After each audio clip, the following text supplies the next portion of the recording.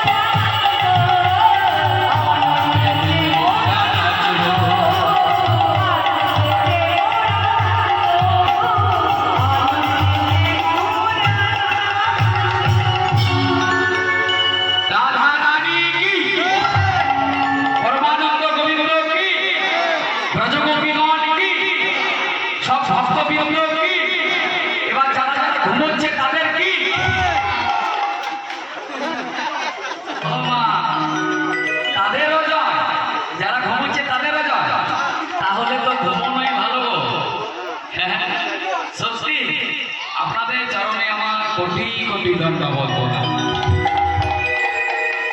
এত সুন্দর কীর্তন শুনছেন আপনারা, মানে মূল্যায়ন কি বলছে একেবারে বিভোর হয়ে শুনছে।